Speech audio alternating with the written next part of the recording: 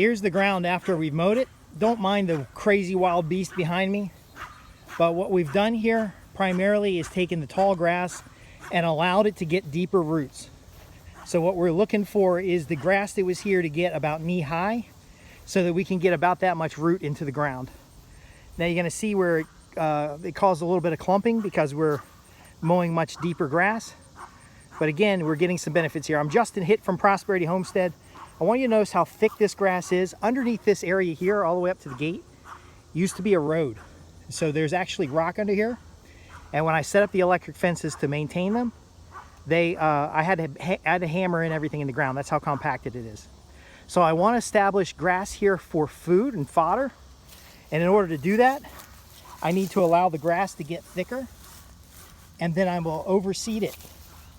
And so what we did was to let the grass get about knee high and then mow it at 6 inches.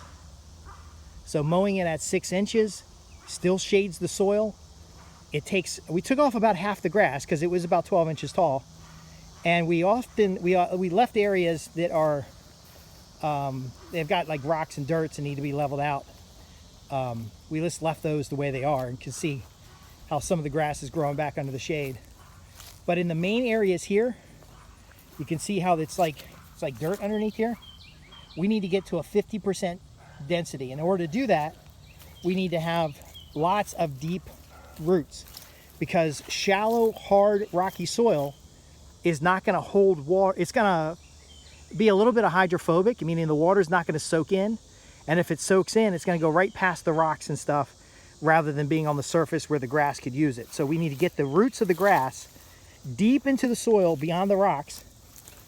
And then, of course, if we're going to use this as fodder, see there's another bare spot right here. If we're going to use this as fodder, the grass is actually not very, I cut it at 6 inches, but the grass roots are very shallow. But if we're going to use it as fodder, we need to have this grass as thick as possible. Now, I just fortunately know how to grow grass very fast and very thick. And so that's what we're going to use here. We're going to use the same technique I used at the urban site. And that particular technique includes adding enzymes to the soil, making sure the soil pH is correct. You can see the marks there from a vehicle that drove through. Making sure the soil pH is correct. Making sure we have some top dressing. You can see how there's exposed roots here, and it's all rocks. It's this kind of rock underneath this whole area is this kind of rock here. And so when it was cut short, it exposed a lot of this rock. But just allowing it to grow longer, it thickened up quite a bit. And the reason it thickened up, not because there's grass there, it's because of all this other stuff is basically shading the soil. And so this grass will get mowed now on a regular cycle to keep it about 6 inches. And that cycle is allowing the grass to grow back and to have 2 or more new nodules. Let me see if I can show you what that means. All right, so this particular grass has that main stem, and then it has these little nodules coming out. I need to have 2 or more of those before we cut that grass. And then when we cut the grass, we're going to cut off no more than 2/3 of the grass. Do you see how tall that grass is right there? We're going to cut off just the top 2/3 of the grass, or just 1/3 of the grass, which will not cause the roots to die back and will actually stimulate growth. We're going to make sure the mower is super sharp. There's a couple types of grass in here, by the way. We're going to make sure the mower is super sharp so that we're cutting that grass clean, and we're cutting it at 6 inches. Now, all the leaves that fall on it, we're not going to rake the leaves off. We're just going to basically keep mulching the leaves in. And see these rocks and things, you might pull some of these out if we find them. But we got to be aware, this again was a road all the way through here. This was an actual road for many years. And it was actually compacted enough that no trees ever grew. So when this area had grass as tall as my chest, no trees ever grew in it because there is rock under there. But again, I've shown you how I can grow grass on clay. I'm going to show you how we can grow grass on an old road bed. See the size of the rocks in here? Now when I find rocks like this near the surface, I throw them over there where I want a road bed.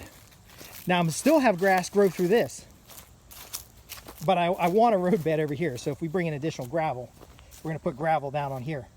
But again, I'm using the same technique over here too. I want deep roots because I don't want water to set on the surface of this particular area. And you can see areas here where the water has set.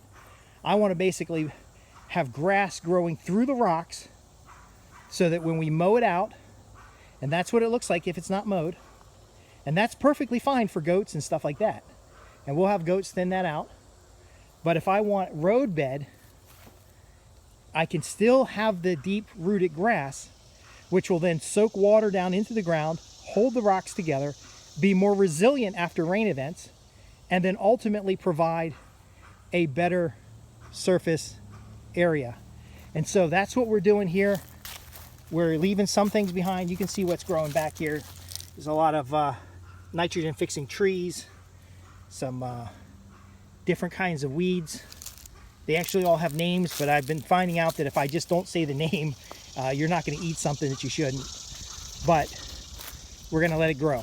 Now, what if we need density or we need biomass for feeding animals? Well, then we're going to let it grow 2 feet tall. We're going to let it grow 3 feet tall. And then the animals will come through. So first we'll run ducks through it. Then we'll run goats through it. Now, whether or not I'm going to have ducks is debatable, but you would run an animal that's going to eat the insects through first, and then you'd run a goat or something larger through it. Now, if this was 10 acres and we were doing the same thing, then we'd run cows or something else through it in strips. And so the cows would simulate the mowing and stimulate the root growth, because we're not going to allow them to take it all the way to the ground. But you can see, again, this is what we're looking at.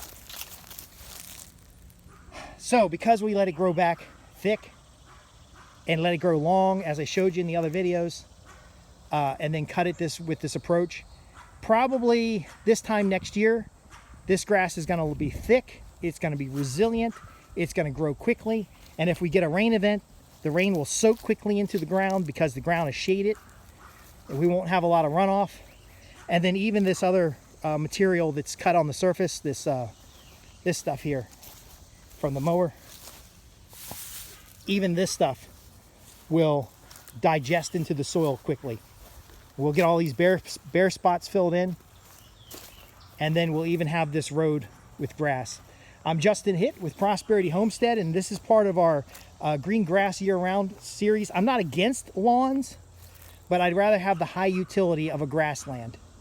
And so if we can get a grassland growing just like we've got here, even though there's hard rock underneath it, then we have a nice quality road bed, we have better access points, we have food for animals, and we have greater abundance. Thanks for watching. Again, subscribe. If you go ask your questions at www.prosperityhomestead.org, that's going to be a better way for me to see your question, because we're syndicated on Rumble, BitChute, YouTube, all kinds of different channels. And so leaving a comment below, I may not see that. If you have questions, because this is something worth implementing, then visit www.prosperityhomestead.org. Thanks for watching. I'll see you in the next video.